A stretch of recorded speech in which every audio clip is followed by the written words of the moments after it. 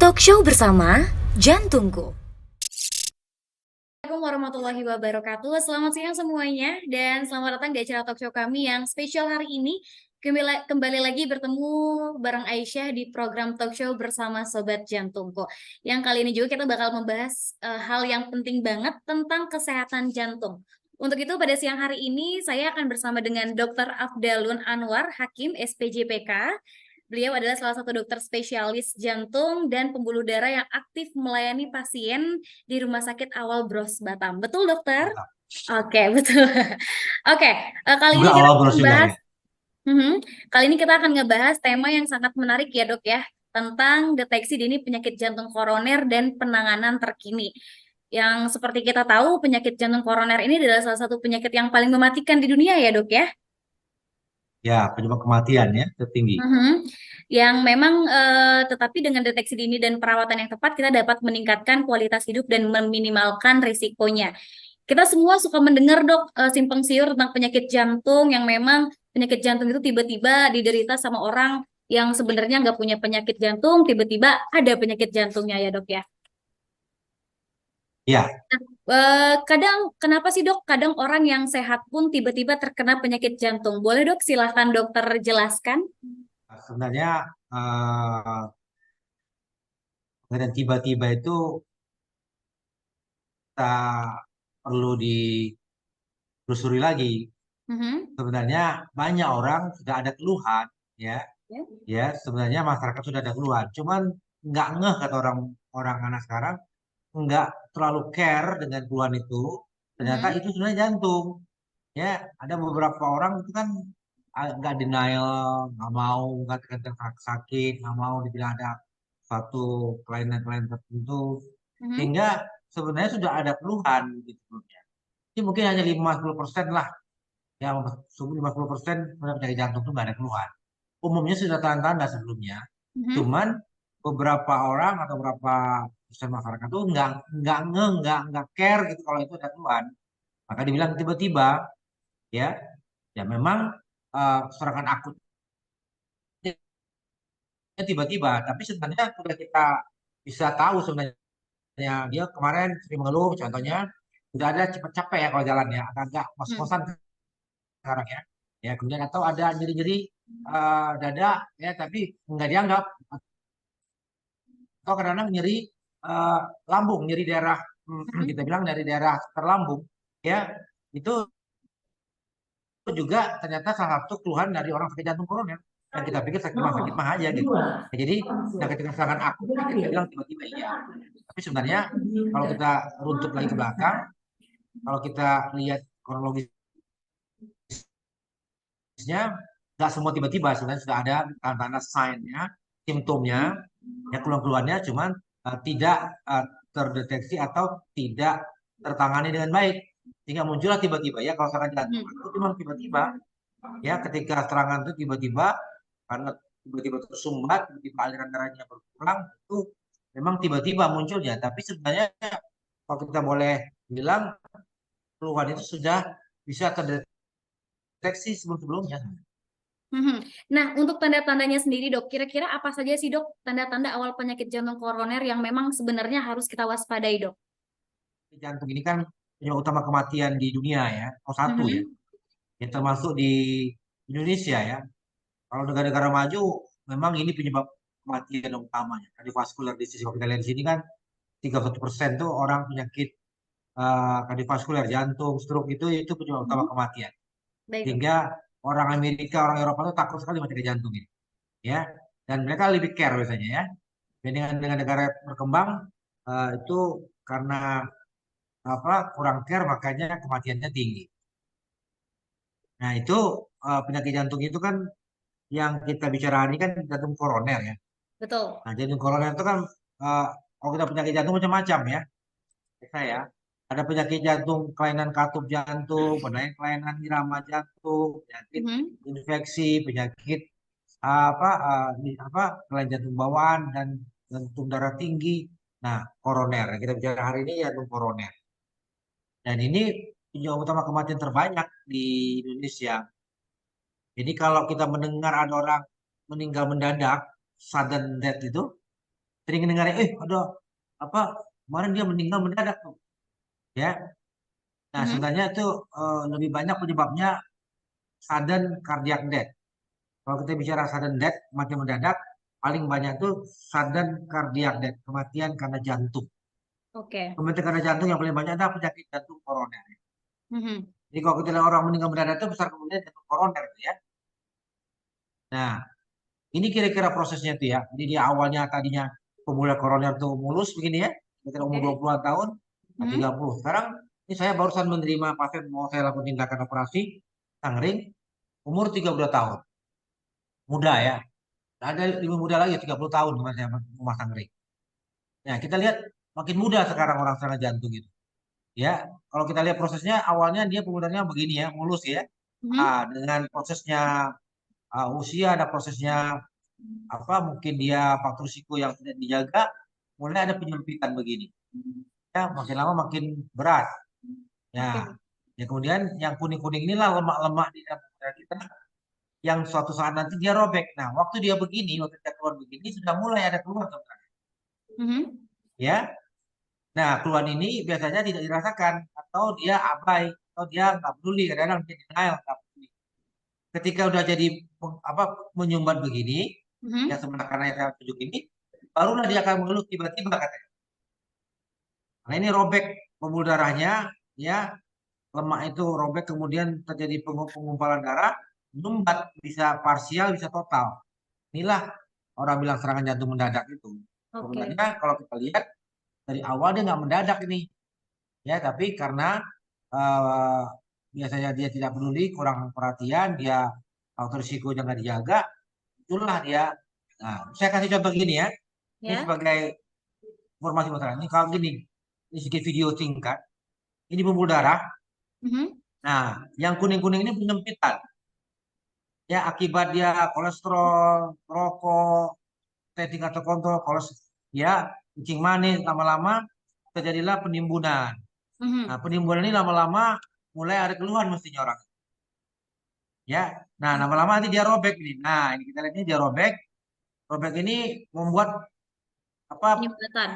Pembekuan darah menggumpal, menyumbat. Nah, sinilah seorang pasien akan mengeluh sakit dada sekali. Akibatnya apa? Kalau dia menyumbat lama-lama, mati jaringan ini. Kita lihat akan menghitam ini. Mhm. Ya, ini lama-lama kalau dia tidak tersumbat, tidak dibuka. Nah, inilah dia. Ya, akibatnya otot ini tidak bermakanan, jadi biru dia. Ya, ini kalau nggak sempat ditolong, ini bisa meninggal mendadak. Itu tuh Aisyah, ya, saya Oke. digambarkan tadi. Berarti memang penyakit jantung itu tuh mendadak tuh memang ada, cuman memang butuh ada prosesnya gitu ya dok ya, bukan tiba-tiba mendadak. Umumnya ada keluhan sebelumnya, Oke. tapi orang yang bersangkutan mungkin tidak care atau tidak ngeh kalau itu adalah keluhan jantung. Contohnya, ya, yang sering terabaikan Mhm. keluhan jantung koroner itu dia tidak mengeluh nyeri dada, tapi nyeri dari daerah ulu hati yang kita bilang sakit-sakit mah itu. Oke. Ternyata salah satu keluhan jantung koroner itu nyeri epigastrik atau nyeri di Mhm. daerah lambung. Dikasih obat lambung enak juga dia. Ya. Satu saat serangan mendadak, sumbat. Nah, seringkali dia mengakibatkan tensinya drop, pingsan dia. Nah, baru di rumah sakit, jadi rekam jantung, ketahuan, oh serangan jantung. Karena dia udah berapa kali-kali mengeluh nyeri ulu hati. Dokternya nggak ngeh kalau itu salah satu gejala keluhan jantung koroner juga bisa Mhm. mengeluh nyeri di daerah ulu hati. Itu Oke. anunya. Kalau untuk caranya nih dok, gimana sih dok kita mendeteksi dini penyakit jantung koroner secara efektifnya dok? Ya, jadi kalau cara mendeteksi itu kan sebenarnya ada Mhm. beberapa cara, ya. Ya, Nah, saya coba ceritakan dulu, ya. Tadi boleh. sedikit biar biar masyarakat tahu apa sih keluhan nyeri, apa sih keluhan yang dirasakan oleh seorang pasien yang mengalami Mhm. nyeri apa jantung koroner. Umumnya, ya, kita lihat ini gambar ini. Umumnya Mhm. dia akan memegang dada di sini karena jantung itu berjalan dari belah tengah ke samping kiri gini, ya, ke bawah, ke apa titik apa puting susu kita itu kurang lebih dari Mhm. tengah ke kiri itu, membujurnya posisi jantung. Sehingga kalau dia serangan jantung, orang itu akan mengeluh begini namanya, Oke. memegang dada tengah ini. Mhm. Makanya kita bilang jadi dadanya tidak semua nyeri dada itu jantung koroner, tapi tidak semua jantung koroner mengeluh nyeri dada. Makanya gitu. Oke. Jadi yang nyeri dada yang khas itu dia dari tengah tulang Mhm. tengah dada kita ini ya, nah dia menjalar ya. Jadi kalau nyerinya di pinggir-pinggir bukan ya, nyeri agak lebih ke tengah itu. Nah kalau Oke. nyeri di situ, kemudian dia menjalar ke lengan kiri, menjalar ke bahu, ke punggung, atau rahang bawah, atau leher tercekik, atau rahang bawah ngilu, kita harus curiga nih. Ini adalah keluhan atau gejala-gejala penyakit jantung koroner. Saya pernah punya pasien, Mhm. dia nggak ngeluh nyeri dada, tapi rahang bawahnya ngilu. Berkali-kali dia kalau jalan beraktivitas, rahang bawahnya ngilu, dikira gigit, sakit rahang. Ternyata itu salah satu gejala penyakit jantung koroner. Oh, dari Kemudian, rahang juga bisa terlihat ya, Dok? nah, ya, kemudian juga tadi saya bilang ya, ulu hati ini hati-hati di sini. Ya, dikira sakit mah, ternyata dia penyakit jantung koroner. Yang berat biasanya Mhm. nyeri dada disertai keringat dingin, mual atau muntah. Nah, ini harus benar-benar dipastikan ya, kalau ini serangan jantung koroner atau bukan. Karena berakibat fatal 2 jam pertama itu kalau tidak tertangani dengan baik bisa meninggal mendadak orang. Karena krusial itu 2 jam pertama nih. Serangan jantung ya kalau tidak tangan secara baik ya ketika serangan ini bisa berakibat fatal. Orang kita kan sering kali kan kalau ada nyeri-nyeri gitu dibawa dulu ke tukang urut ya gitu kan. Betul, Dok. Dikira angin duduk gitu ya, angin duduk ya. Bilang angin Masuk duduk aja angin. udah bahaya apalagi anginnya lari ya. Orang kita kan orang di Jawa tuh katakan angin duduk itu ya sebenarnya itu ke arah jantung koroner ya. Nah, dikerok-kerok dulu lah, baru dibawa ke rumah sakit. Nah, terlambat kadang-kadang. Jantungnya sudah makin sesak. Nih, sekarang nih saya punya pasien nih, lagi di emergensi. Anak 32 tahun, nyerinya udah dari beberapa jam yang lalu. Bawahnya baru sekarang. Udah sesak berat tuh, udah komplikasi. Ya, nah ini kita harus curiga. Apalagi dia ada mual, muntah dengan nyeri dada. Ini harus segera dibawa ke rumah sakit kalau bisa ya. Jangan berlama-lama karena kita punya prinsip time is muscle, muscle is life. Waktu adalah menyelamatkan otot jantung, menyelamatkan kehidupan. Itu bahasanya, bahasa orang jantung. Time is muscle, maksud otot, muscle is life. Yes. Jadi waktu adalah untuk menyelamatkan otot jantung dan berlama-lama di rumah, ya. Kalau udah ada Mhm. keluar-keluar ke arah sana, bawa segera ke rumah sakit. Ya, karena ketika kita menyelamatkan otot jantungnya, kita menyelamatkan kehidupan. Karena terlambat dia mau ke rumah sakit, bisa akibatnya fatal, ya bisa meninggal mendadak. Ini yang ini ya. Nah, apa cara mendeteksinya? Mhm. Sebelum mendeteksi mungkin sedikit saya ingin sampaikan bahwa tidak semua orang itu berpotensi sakit jantung koroner. Mhm. Ya, bagi mereka-mereka yang punya faktor risiko, inilah yang sebenarnya mempunyai potensi besar terhadap penyakit jantung koroner. Apa itu faktor risiko itu? Yang pertama orang yang perokok. Ini memang tidak bisa dipungkiri. Ya risikonya lebih tinggi. Kemudian orang yang punya hipertensi, tak terkontrol. Kemudian orang yang mempunyai kolesterol yang tinggi. Ini kan biasanya kan orang di kota besar itu biasa makan-makan junk food, fast food ya. Itu Mhm. faktor-faktor risiko apa yang ada kolesterol tinggi. Nah, ini tensi atau punya risiko terhadap penyakit jantung koroner. Kemudian orang yang family history, orang yang keluarganya ada sakit jantung koroner. Saya punya pasien satu keluarganya sakit jantung koroner semua karena dia ada abangnya, kakaknya ya yang punya penyakit jantung koroner. Malah anak ibunya ya.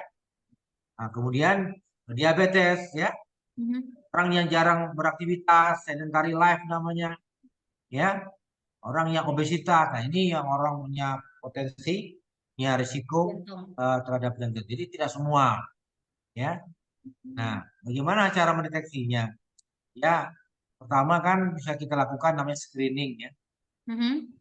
Masyarakat sebenarnya orang Indonesia tak terbiasa untuk melakukan medical check up. Kita jarang ya. Tapi kalau kita lihat orang-orang luar negeri, mereka terbiasa setiap tahun itu medical check up. Ya, untuk jantung, ya biasanya kita rekam jantung seperti ini.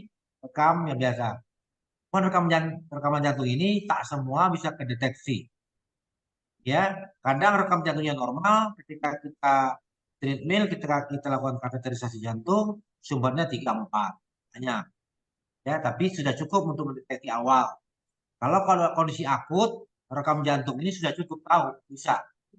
Ya, oh kalau serangan ini lagi nyeri dada nih ya, berat. Kita rekam. Kalau dia serangan akut, umumnya ketahuan.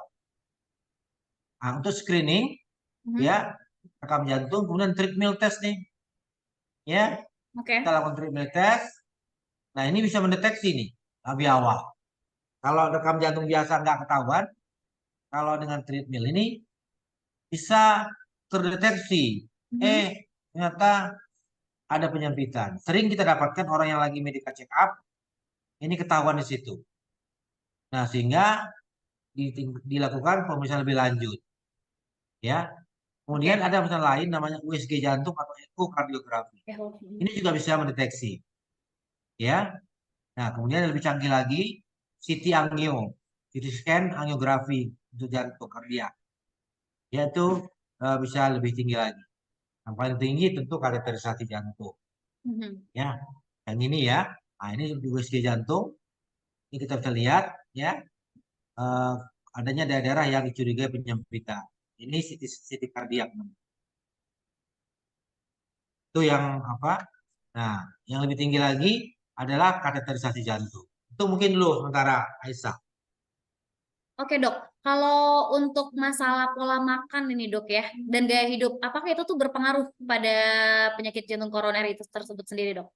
Oh ya, sangat, sangat kita bilang lidah ini pangkal masalah penyakit.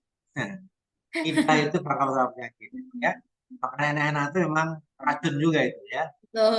jadi eh, penyakit jantung koroner sangat dipengaruhi oleh pola makan diet kita.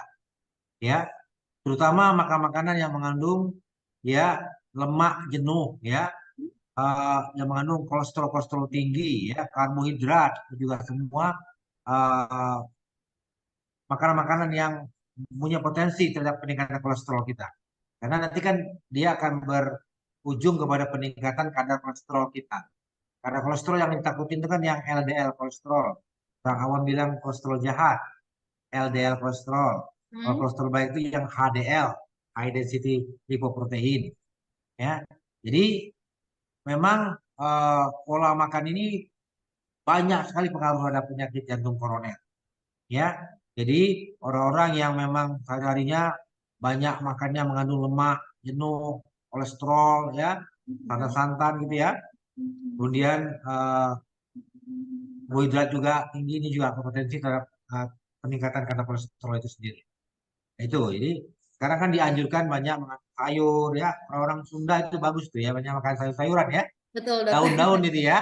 Semua Iya, daun dimakan kecuali daun semua pintu daun ya Esa dimakan. ya. Betul dokter. Daun-daun itu bagus ya menurut saya. Serat-serat, makanan yang berserat ya.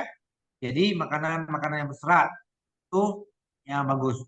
Mungkin daging-daging merah itu mungkin dihindari jangan terlalu sering ya.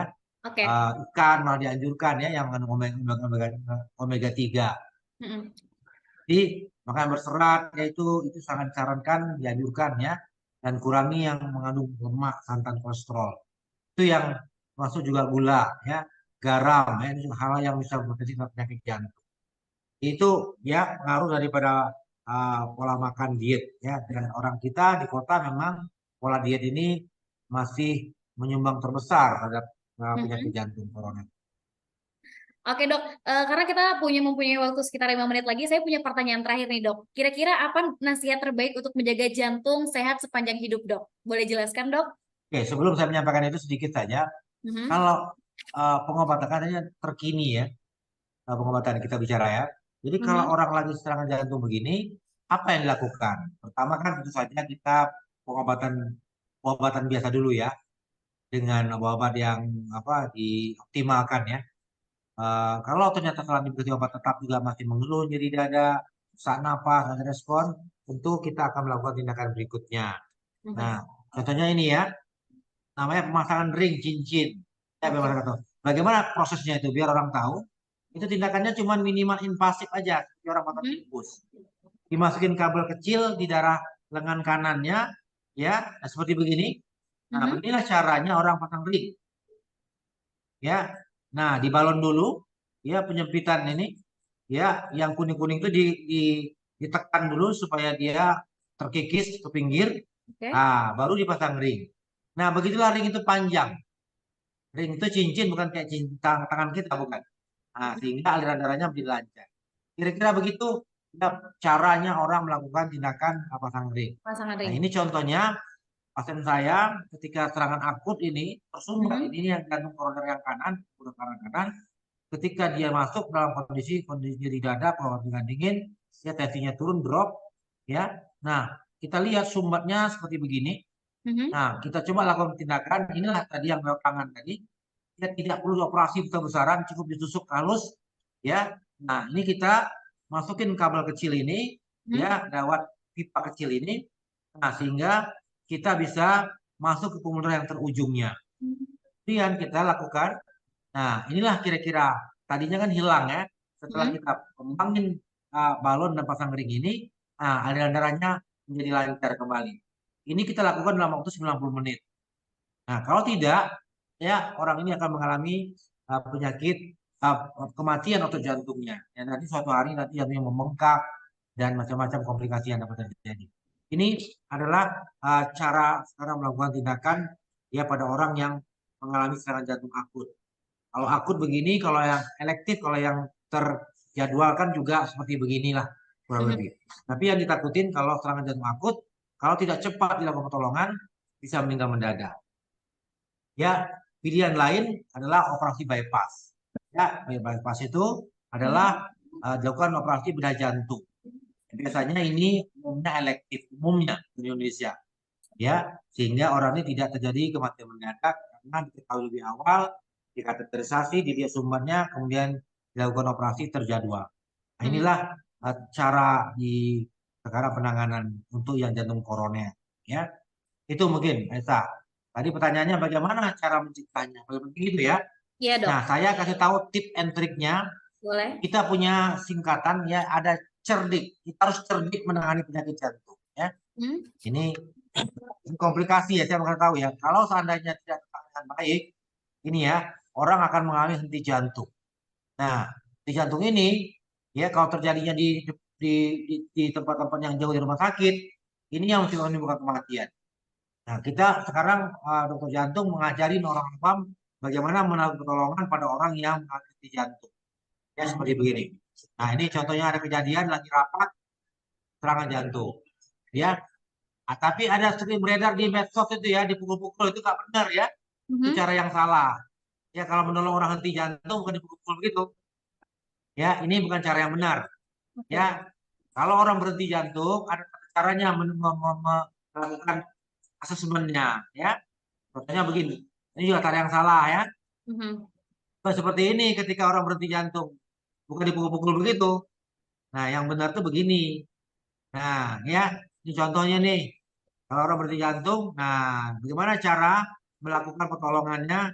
Ini diajarkan. Kita orang awam tahu ya. Kalau ini dilakukan, bisa menolong orang itu bisa mungkin kemungkinan dia tertolong dia nyawanya. Nah, caranya begini ya. Nah, ini Mhm. caranya dipompa dengan kecepatan. Nah, beginilah kira-kira yang benar ya untuk orang awam. Nah, seperti begitu ya, dikasih buat-buatan, dipompa, ya. Oke, Nah, ini Dok. cara-cara yang benar ya kalau orang berhenti jantung. Sering kita ketemu nih, orang Mhm. awam di tengah-tengah lagi di mall, lagi di bandara, lagi di stasiun kereta, atau lagi di pasar, bisa begini. Nah, kalau ada orang masyarakat yang mengerti cara menolongnya, sebelum petugas ambulan datang, ini sangat membantu orang. Ya. Terima kasih Dokter Afdalun atas pengetahuan berharga yang dokter bagikan pada talk show kita hari ini tentang deteksi dini penyakit jantung koroner dan penanganannya. Ini adalah informasi yang sangat penting dan bermanfaat bagi kita semua. Sebagai penutup, mari kita selalu ingat bahwa kesehatan adalah aset yang paling berharga dalam hidup kita. Dengan pemahaman yang lebih baik tentang pentingnya deteksi dini perawatan yang tepat, kita dapat mengambil langkah-langkah proaktif dan menjaga kesehatan kita. Semoga kita semua dapat mengambil inspirasi dari obrolan kita hari ini dan menerapkan saran-saran yang telah disampaikan oleh Dr. Afdalun. Terima kasih buat Sobat Jantungku semuanya karena telah berpartisipasi dalam talk show hari ini. Kalau gitu, jangan lupa percayakan jantungmu pada jantungku. Aisyah pamit, sampai jumpa.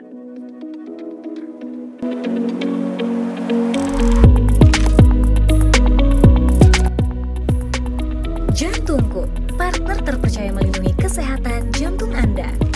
Download aplikasi Jantungku sekarang juga di Google Play Store dan App Store.